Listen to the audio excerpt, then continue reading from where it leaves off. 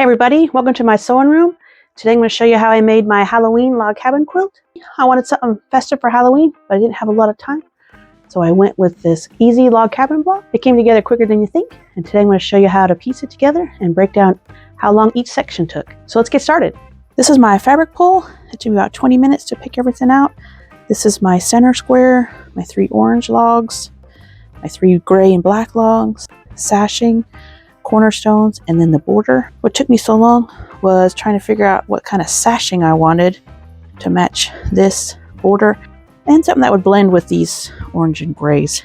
I had a couple different prints to choose from. I was leaning towards this, but that was a little darker than I wanted, and the bats would have, when I cut it 2 inches, it wouldn't have given me the look I want. I want something a little more subtle. So I went with this light yellow, kind of pulls out the eyes in these pumpkins, and it blends well with all the other oranges. Now that I got everything picked out, I'll go over how much yardage I need and how many strips we need to cut of each.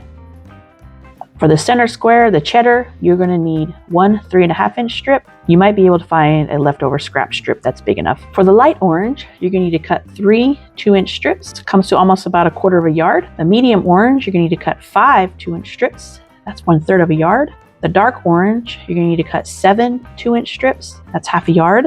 For the light yellow, you're going to need 11 2-inch strips and then 5 1.5-inch strips. That comes almost to 1 yard. And the light gray, you'll need 4 2-inch strips. That's about 1/3 yard. Medium gray, you need to cut 6 2-inch strips. It's a little less than 1/2 yard. The dark gray, you need to cut 8 2-inch strips. If you cut perfect, you can get it in 1/2 yard. If not, you need like 1/2 yard and maybe 1 inch. And the black for the cornerstones, you're gonna need 1 2-inch strip. Again, that's real short. You may be able to find something in your scraps for that. And the border, you're going to need 6 strips that are cut 4.5 inches. That's a little under 1 yard. You'll use the strips you cut to cut out the pieces for the block. There's 12 blocks, so you'll need 12 of each piece to make 12 blocks. This little snippet here shows you the sizes you need for each piece, but I'll also have it in the pattern below so you can just stop and stare at it whenever you need to. Once everything's cut out, it's time to sew it all together. I like to sew in batches, so I'll sew the center square to the first log. I'll sew all 12 at once, press those out, and then I'll sew all 12 of the next log on and just keep going. I got all 12 blocks sewn and back on the design wall. And now it's time to add the sashing. Here's a few of the other fabrics I tried out for the sashing. Some of them were a little too dark. The other ones weren't quite the right shade I wanted. I almost went with the white polka dots, but I ended up liking the lighter fabric I had already.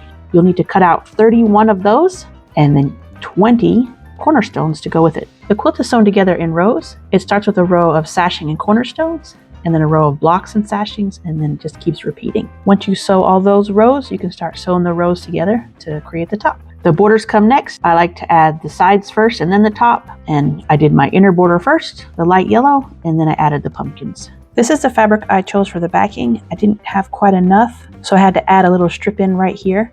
Then I split it in half so I could add my strips in the middle like I normally do. I put a gray strip to separate those two.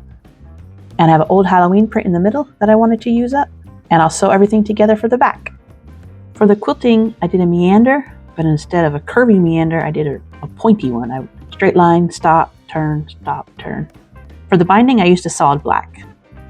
Time to add everything up and see how long it actually took to make this quilt. It took 20 minutes for the fabric pull, 42 minutes to cut up my block pieces, 54 minutes to sew all 12 blocks, 6 minutes to cut out the sashings and cornerstones, 19 minutes to sew the block rows, 12 minutes to sew the sashing rows, 20 minutes to sew all the rows together, 19 minutes to cut out and make the borders, 20 minutes to sew on the borders, 34 minutes to make the back, 1 hour and 15 minutes to quilt it, 45 minutes to make and attach the binding, for a total of 6 hours and 6 minutes.